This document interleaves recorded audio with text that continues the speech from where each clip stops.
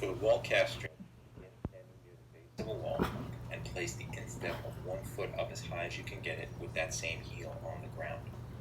From there, use the back leg to help press forward as you gently try to bring the hips closer to the wall, getting a deep stretch into the calf.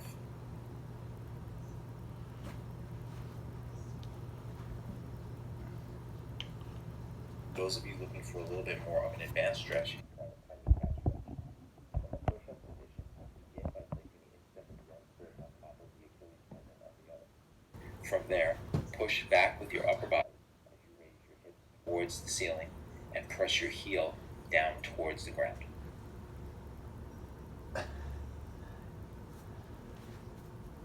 Another great way to stretch the calf involves the use of a stretch strap. Begin by looping the strap underneath the ball of 1 foot and then sit up in a nice tall upright posture. From there, gently pull back so that you get the toes of 1 foot pointed back towards your torso. You can use the opposite foot as a gauge as to how much dorsiflexion you're getting.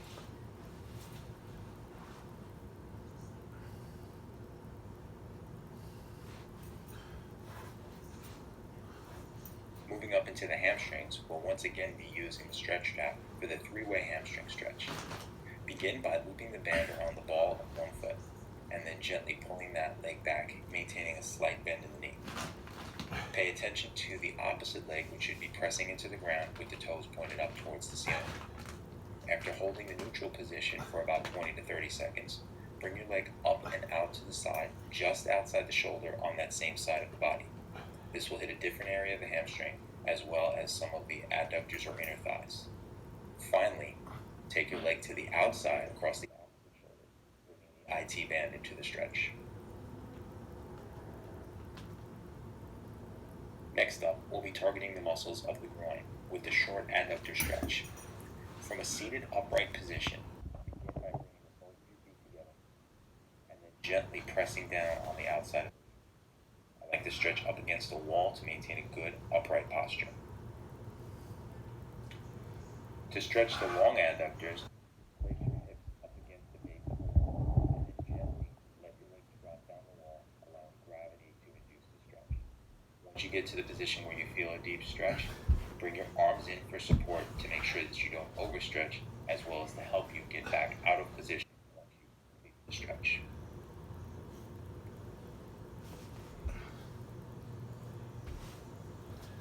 Moving up into the glutes, we'll begin with the lying figure 4 stretch. We have 2 versions here. The beginner's version. From a lying position with both knees bent, start by bringing one leg up and placing it on the top of the opposing knee. From there, simply reach between your legs to grab your hamstring and gently pull back towards your chest. For those of you who have the flexibility and want a little bit deeper stretch, instead of reaching through the legs, reach around, grabbing the top of the knee. This will place that top leg under a much deeper stretch, and you should feel it even more in the glutes than the first version. Do not force the stretch though. If you're fine with the beginner's version, start there and work your way up.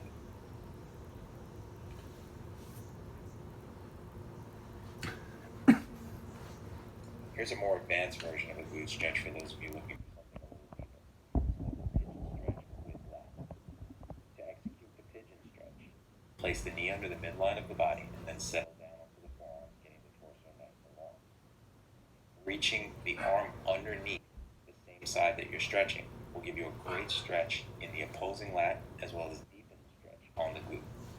So once again, I'm tucking my right knee underneath my body, getting the torso nice and long, settling down onto the forearm to get that initial stretch. To increase the difficulty, I'm going to lift up a bit so that I can clear that left arm underneath the body. If the addition of the lat is too much for you, just stick with the first version of the stretch, down on the forearms.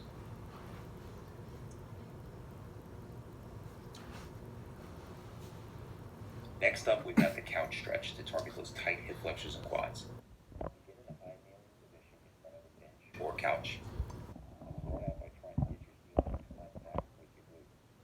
Bringing the opposing leg forward, you're going to squeeze the glute of the back leg as you drop down and try to get a nice diagonal line from your knee through your hip, shoulder, and ear.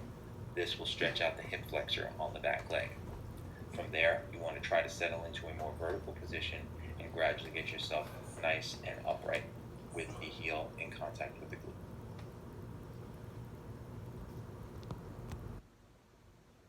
Shifting to the upper body, we will start off with the lateral neck stretch. From a seated position, sitting up straight and tall, grab the underside of the chair to anchor your shoulder down. Then come up and over with your opposing arm, bringing your ear towards your opposite shoulder. We'll stretch out the side of the neck and the shoulder. To involve the levator scapulae, simply turn your head to the side, drop your chin into your armpit, and grab your head from behind, bringing your chin down towards your armpit.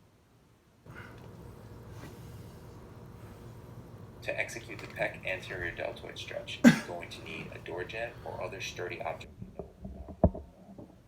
Begin by placing your forearm up flush against the door jamb, and then rotate so that you're stepping slightly across your body to get that stretch through the pec and the front of the shoulder.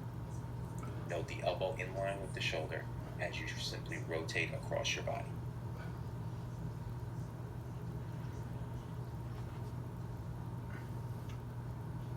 To execute this first lat stretch, you're once again going to need a sturdy anchoring point that you know isn't going to move.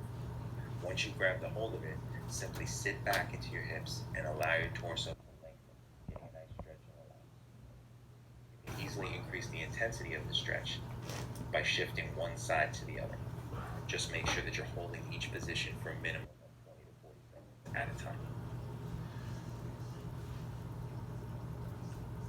For an even deeper stretch in the lats, you can try the bench lat stretch with external rotation. Begin in a kneeling position and place your hands down on a bench and rotate your palms so they face the ceiling. Once there, again sit back into your hips and try to maintain a nice long torso as you ease into the stretch.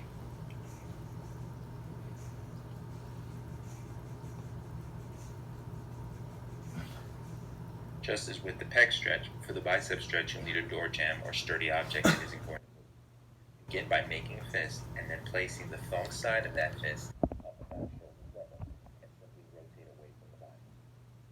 Once again, the inside of the fist goes on the door jamb as you rotate away from your fist.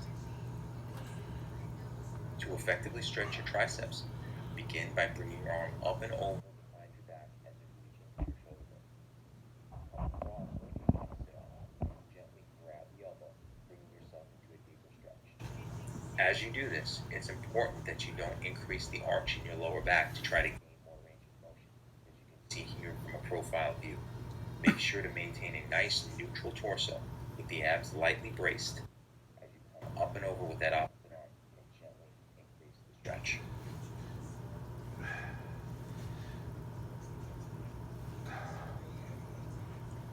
Finally, we'll round things out by stretching out the forearm muscles. We'll begin with the flexors on the front side of the forearm.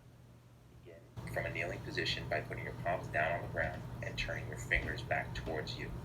Once in position, lightly shift your hips back to increase the stretch on the front of the forearm. To stretch the extensors on the back side of the forearm, place the backs of the hands down on the ground and simply reverse the motion by once again sitting back into the hips until you feel a stretch across the back side of the forearm.